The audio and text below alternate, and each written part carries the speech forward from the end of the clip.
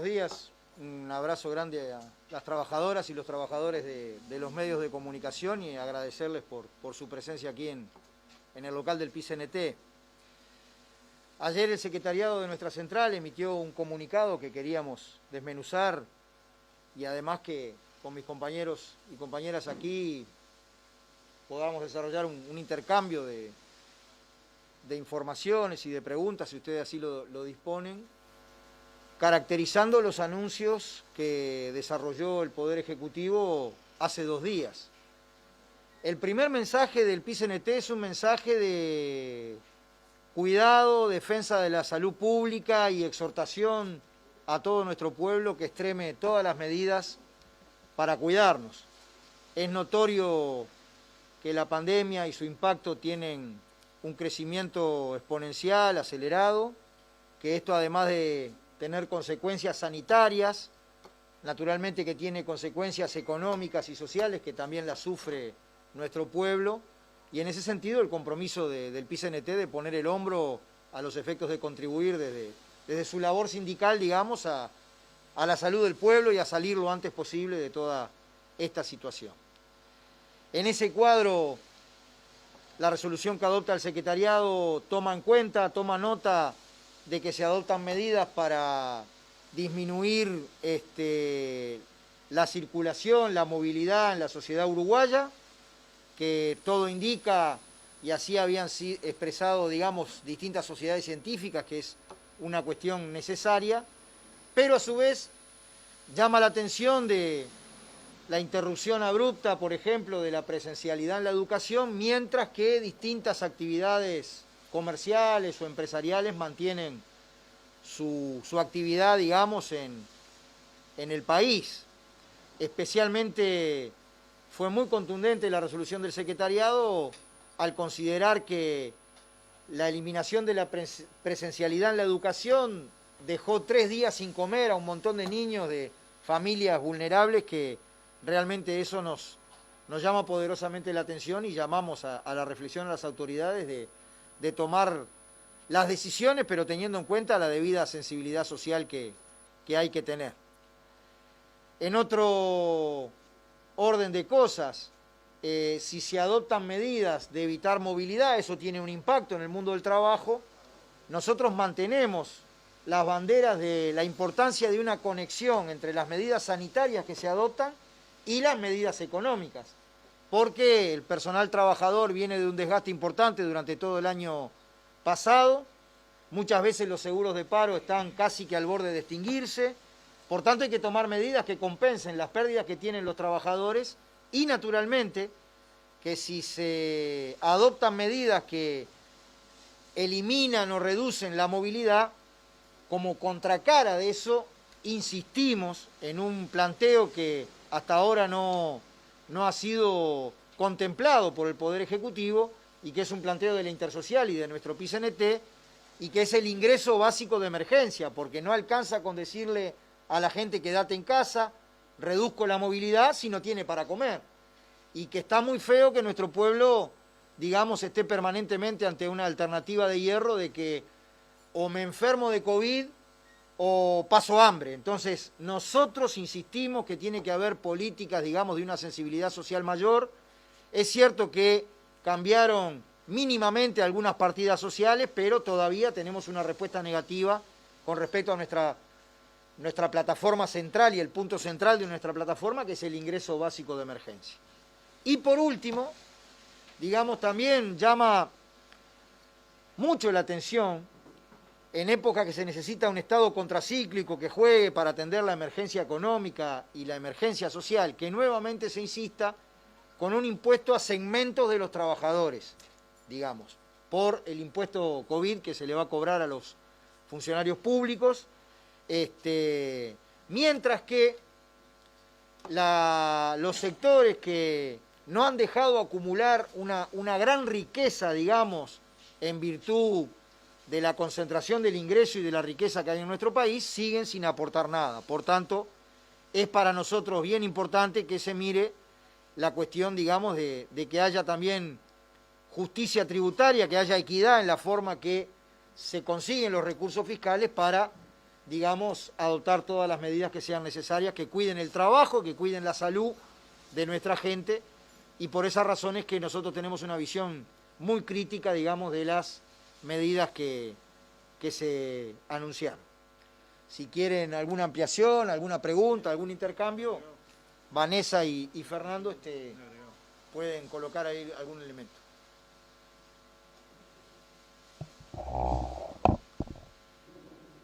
Simplemente un agregado. De todos los informes científicos que el PIT-CNT ha recibido, más allá de todas las provocaciones, que si sirvieran las provocaciones para abatir el virus, bienvenidos fueran las provocaciones, no surgen de las marchas, surgen de los vínculos intrafamiliares y del mundo del trabajo. Quiere decir que en las empresas donde nosotros trabajamos no se están respetando los protocolos. Esta afirmación la ha hecho el Inspector General de Trabajo, el doctor Tejero, la ha hecho el ministro Pablo Mieres, pero lo que falta es que se cumplan los protocolos. Y efectivamente, en un conjunto de ramas de actividad, estos protocolos no se están cumpliendo debidamente. Entonces, una cosa es el llamado al cuidado individual, que naturalmente todo lo tenemos que hacer, pero otro también es el llamado a los empresarios a que cumplan los protocolos. Y en aquellos lugares donde los protocolos no fueron rigurosos, hacerlos rigurosos. Quiero decir, hay protocolos que son exhortaciones a que el lugar esté sanitizado. Hoy no puede haber una exhortación, hoy el lugar tiene que estar en perfectas condiciones. Entonces, si esta circunstancia es una debilidad que tenemos y todos la notamos, es impostergable llamar al CONASAT para que tome medidas con respecto a la seguridad y la salud en el trabajo. Es impostergable tomar medidas para que las empresas cumplan con los protocolos y de alguna manera nos cuidemos en nuestra casa, pero también en el lugar donde trabajamos. Y es imprescindible tener una política de seguridad y salud en el trabajo que contemple el tema COVID. No podemos vivir al margen del COVID. Entonces, en esta dirección el movimiento sindical va a exhortar a trabajar en todas las comisiones bipartitas para que los protocolos se cumplan a rajatabla. Y donde no se cumplan, lo vamos a denunciar. Porque queremos mantener nuestro trabajo, estamos de acuerdo con mantener nuestro trabajo siempre y cuando se proteja detrás de ese puesto de trabajo la salud de cada uno de los que estamos en el mundo del trabajo. ¿Alguna pregunta, alguna inquietud? Con respecto a eso, ¿ya han recibido denuncias de algunos sindicatos que no se están cumpliendo los protocolos? Bueno, más allá del enojo de Pablo da Silveira y Robert Silva, había 1.400 clases con más de 30 alumnos. Yo te digo, andá y medí las clases y da para que haya 1 metro entre alumno y alumno. Entonces, hay un protocolo, los enojos, las provocaciones, todos los días, no pasa nada. Pero luego hay que tomar medidas concretas para que haya niños con distanciamiento adecuado. Desde noviembre la Federación Uruguaya de Magisterio y la Federación de Profesores le pidieron una negociación al CODICEN para empezar clases seguras. Todo demostró que no fueron seguras. Entonces, digamos, una cosa es el debate abajo, ¿no? Bien contra el Zócalo, y otro en la altura. Se precisan 400 auxiliares, ¿las va a contratar el organismo para que haya sanitización de los locales? Porque tienen que ser respuestas concretas. ¿Previeron la alimentación escolar para miércoles, jueves y viernes? Sin hablar de los paros, ¿previeron ellos como autoridad que los niños comieran miércoles, jueves y viernes? No lo previeron. En todo caso, no se precisará una autocrítica. Y luego, si se van a los lugares de trabajo privado, ustedes mismos van a ver en cualquier actividad trabajando dónde se cumplen y dónde no se cumplen. Y donde se cumplen hay pocos contagios. Y donde no se cumplen hay contagiosidad masiva. Entonces, digamos, yo no quiero nombrar ninguna rama de actividad porque lo que quiero es que se trabaje en la dirección de proteger a los trabajadores. Pero proteger a los trabajadores tiene que ser una acción del empresariado, pero también una defensa de los trabajadores. Y allí donde no se cumplan, hay que denunciarlo.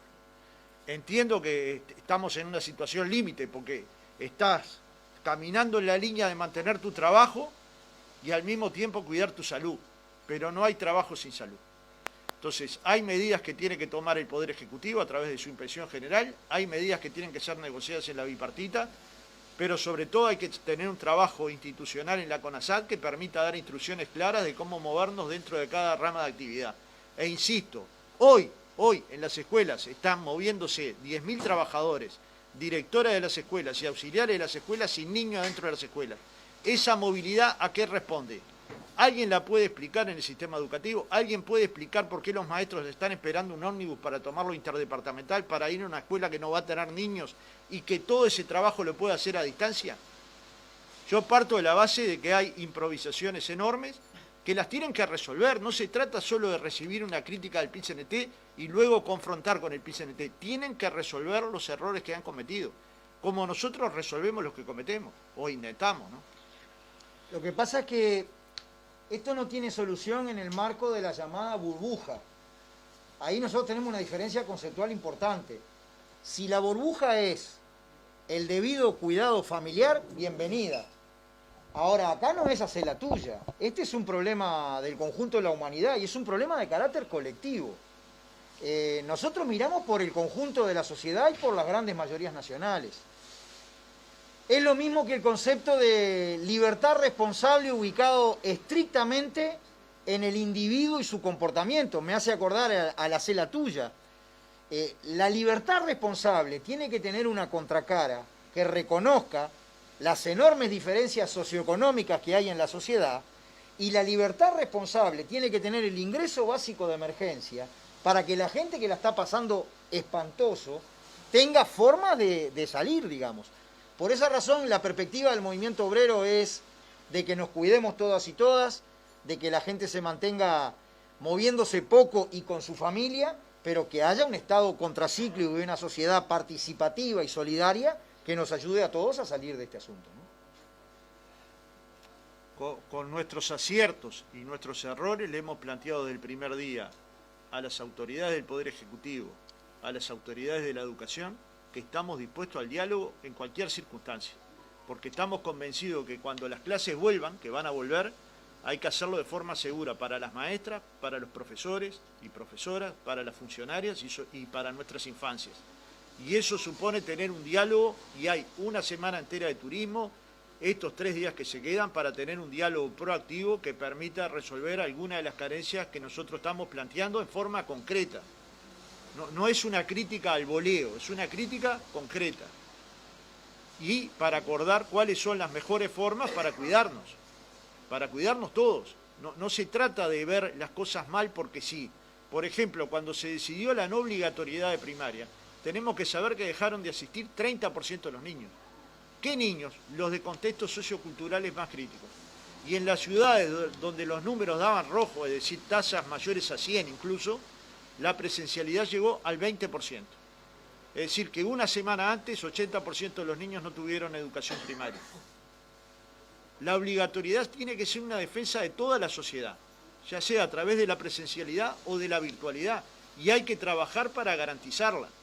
Entonces, digamos, nosotros abiertos al diálogo, desde hace un año venimos planteando la necesidad de construir un diálogo social que permita, como se construyó en el 2002, salidas para determinadas penurias que están viviendo miles de uruguayos. De hecho, más de 100.000 uruguayos cayeron por debajo de la línea de la pobreza. Y casi un estadio centenario lleno son niños uruguayos. Este dato nos debe desgarrar a todos. Entendemos que hay un tema de pandemia, pero atender la circunstancia de los 50.000 niños debería ser una prioridad nacional. Y si el Estado tiene que invertir económicamente para subsanar esta situación, lo tiene que hacer. Porque de lo contrario no va a haber déficit fiscal, pero va a haber un déficit social de una magnitud muy importante. Con respecto al impuesto, que un poco la crítica de que sea solo el público y algún sector, hacia el privado que está pensando en el área productiva, por ejemplo, que no tuvo ningún parate, o piensan ya en industrias que también fueron afectadas, pero los empresarios tal vez igual no fueron afectados. El planteo nuestro no es ni a las empresas, sino que es a la gran riqueza acumulada. Hay sectores que con pandemia o sin pandemia no se pueden quejar. Están los precios internacionales de las materias primas que exportamos. Hay gente que un año sí y otro también acumula riqueza que queda cristalizada muchas veces en prioridad, en propiedad, no solamente en ingreso, pero son intocables, ¿no?